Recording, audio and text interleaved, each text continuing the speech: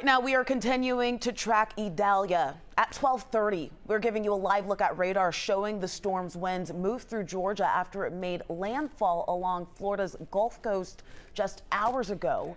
We want you to take a look at some of this flooding video out of Valdosta, Georgia. They are under a flash flood warning until 12:45 this afternoon.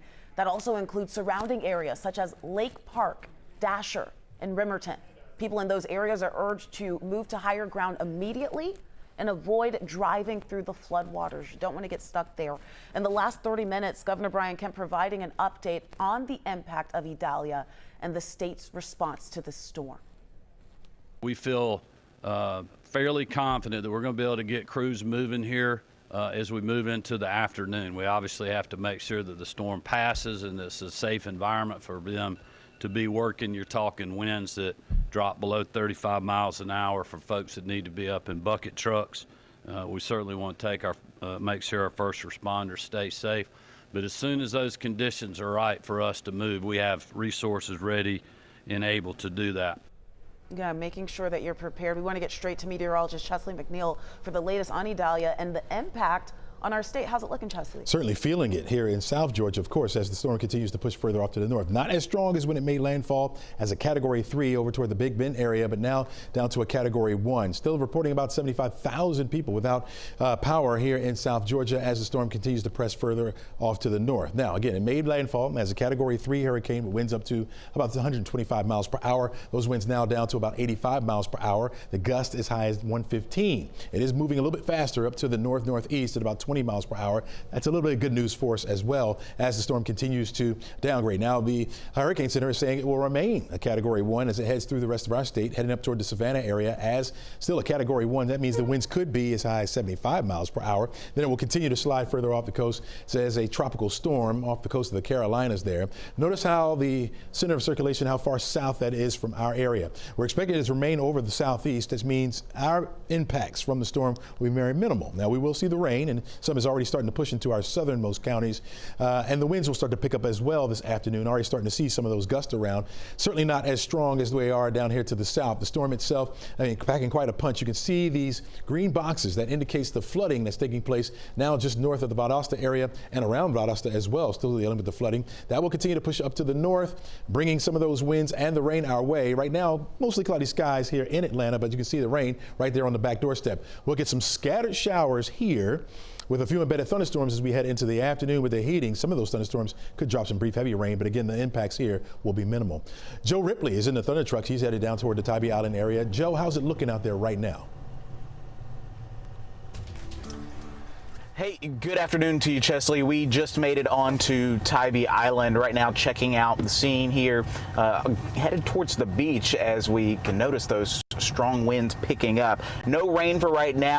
The rain has been kind of off and on just yet, but let me show you what we're looking at as we head down towards the coast here, the beach, where there's an emergency in effect right now. Officials are warning swimmers, surfers, any beachgoers to go in the water at your own risk. No lifeguards here right now.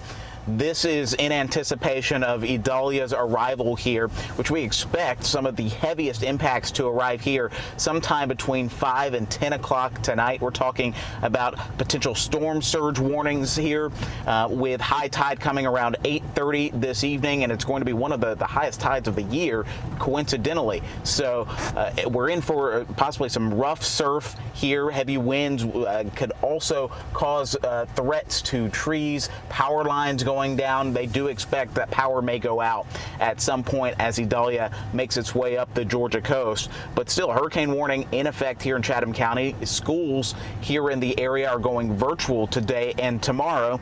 And so, Chesley, we're going to keep our eyes here on the skies, you can see there, and on conditions here as they should probably deteriorate here in the next couple of hours. Chesley? Joe, I know you haven't had a chance to get out and maybe talk to some people around there. Are you getting the feeling, and looking at your shot there, it doesn't look like a lot of people are there. It looks like people are either hunkered down or decided to evacuate.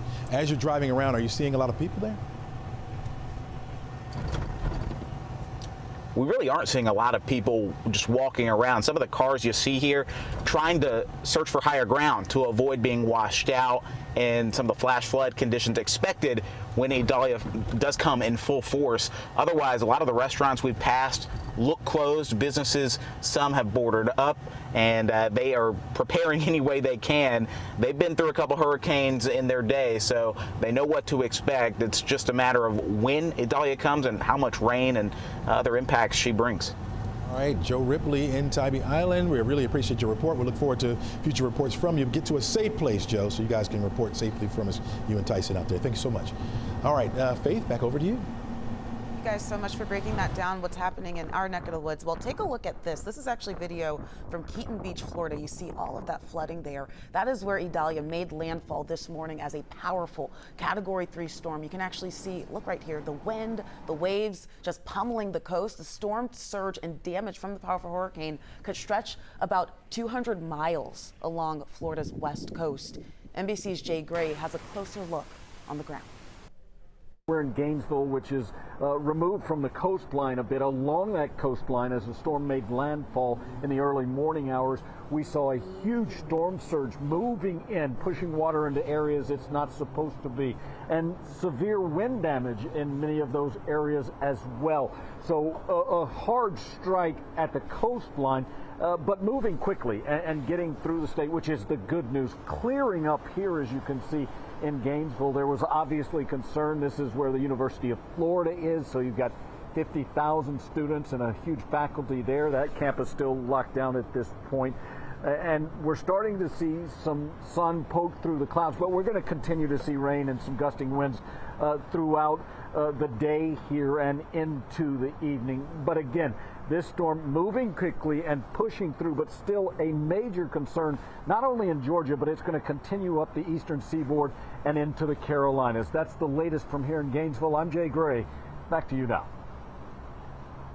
All right, we want to make sure that you are all weather aware. You can do that by downloading the 11 Alive News app. All you have to do is pull out your phone, scan that QR code you see right there on your screen, and then when you download it, you can actually set up weather alerts for your area.